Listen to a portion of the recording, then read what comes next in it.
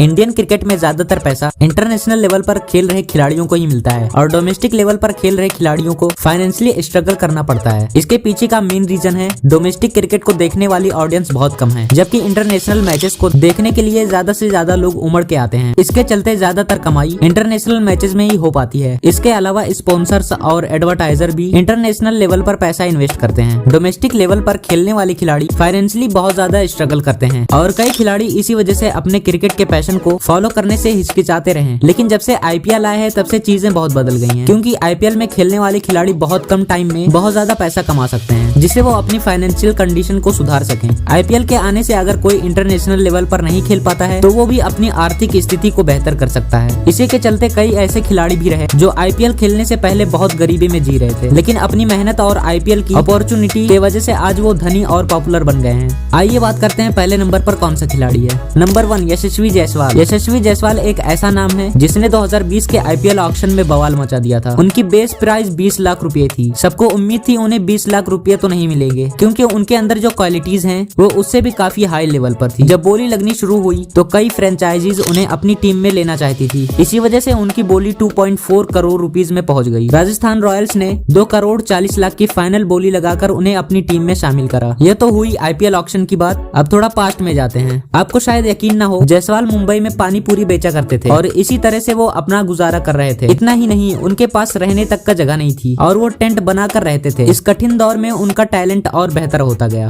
और एक चीज उन्हें जो ताकत देती रही वो थी क्रिकेट। आज जो है जायसवाल की कठिन मेहनत का फल है कि वो कुछ नहीं से आज इतना कुछ बन गए हैं और आज वो इंडिया के लिए ताबड़तोड़ बैटिंग करते भी दिखाई दे रहे हैं। नंबर 2 रिंकू सिंह। रिंकू सिंह को आपने आईपीएल में फील्डिंग करते हुए देखा होगा। भले ही वो पिछले आईपीएल में कुछ न दिखा पाए हों, पर इसका मतलब ये नहीं है कि वो टैलेंटेड नहीं है। उन्होंने अपना टैलेंट 2023 की सीजन में आईपीएल में दिखा दिया, जब वो 6 बॉल में 5 छक्के लगाकर टीम को जीत दिलाई थी। रिंकू सिंह अलीगढ़ सिटी से आते हैं। उनका बचपन बहुत ही कठिन रहा है। उनको शुरू से ही वो सुख और सुविधाएं नहीं मिल पाई जो उनके उम्र के दूसरे बच्चों को मिल रही थी। इसके बावजूद उन्होंने अपना लगाव क्रिकेट में ढूंढ लिया था और उसी में बिजी रहते थे। रिंकू के घर को चलाने के लिए उनके father LPG gas cylinder delivered किया करते थे, जबकि उनके 2 भाई ऑटो रिक्शा चलाया करते थे। रिंकू सिंह धीरे धीरे मेहनत करके डोमेस्टिक क्रिकेट तक पहुंचे, पर जब उन्हें लगने लगा कि उनका कुछ नहीं होने वाला, तब उन्होंने एक बार स्वीपर का काम करने का सोच लिया था, क्योंकि वो डोमेस्टिक क्रिकेट में पैर नहीं जमा पा रहे थे। लेकिन 2018 के आईपीएल ऑक्शन में इनके लिए सब कुछ बदल गया, क्योंकि 2018 के आईपीएल ऑक्शन में केकेआर ने 80 लाख रुपए देकर अपनी टीम में शामिल किया, जिसके बाद से वो केकेआर से जुड़े रहे हैं। आज रिंकू सिंह इंडिया के लिए मैच विनर और फिनिशर के रूप में दिखाई दे रहे हैं। नंबर 3 मोहम्मद सिराज। मोहम्मद सिराज की कहानी एक ऐसी कहानी है जिससे हर किसी को प्रेरणा लेनी चाहिए। इनके पिता घर चलाने के लिए ऑटो रिक्शा चलाते थे। उनके लिए क्वालिटी लाइफ का सपना बहुत दूर की बात थी, बल्कि हर दिन की जरूरतें पूरी करना भी बहुत मुश्किल हो रहा था। आपको शायद पता ना हो, पर मोहम्मद सिराज 1994 में हैदराबाद में जन्म लिया और उनको बचपन से ही क्रिकेट से लगाव था। वो कम उम्र से ही तेज गेंदबाज बनना चाहते थे और अक्सर तेज गेंदबाजी की प्रैक्टिस करते थे। सिराज ने कभी कोई कोचिंग नहीं लगाई, उन्होंने जो किया अपने दम पर किया और उनकी मेहनत रंग लाई नवंबर 2015 में, जब उन्हें रणजी में डेब्यू करने का मौका मिला। 2015 में सिराज ने 9 मैचेस में 41 विकेट्स लिए। इस दौरान उनकी स्पीड ने सभी को अपना फैन बना लिया। डोमेस्टिक में अच्छे प्रदर्शन की वजह से आरसीबी ने 2017 आईपीएल ऑक्शन में 2.6 करोड़ की कीमत के साथ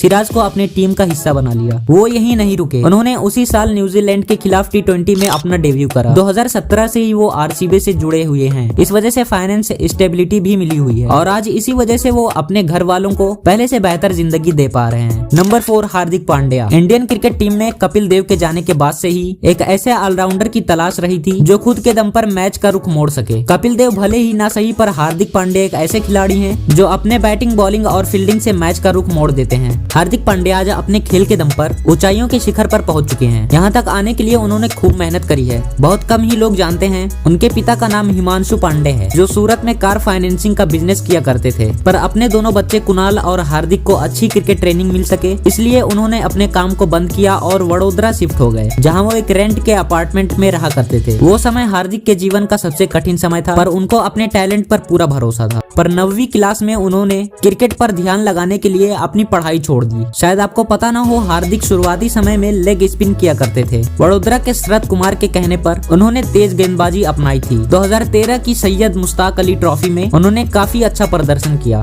जिसकी वजह से वो मुंबई इंडियंस की टीम की नजर उनके ऊपर पड़ गई थी और 2015 में वो मुंबई इंडियंस के साथ जुड़ गए। यहाँ से शुरू हुआ उनका नया सफर, जो उन्हें सिर्फ ऊंचाइयों तक ले गया। IPL में लगातार अच्छा प्रदर्शन करने की वजह से उनको जल्द ही इंडियन क्रिकेट टीम में शामिल कर लिया गया और वो बहुत कम समय में ही टीम के रेगुलर प्लेयर बन गए, जो टीम की तीनों फॉर्मेट्स में अच्छा प्रदर्शन करने लगे और उन्होंने इंडियन टीम को कई मैचेस अपने दम पर जिताई है। तो ये है वो सबसे मजबूत प्लेयर्स जिन्होंने अपने सपने को पागलों की तरह पूरा करने में सफल रहे।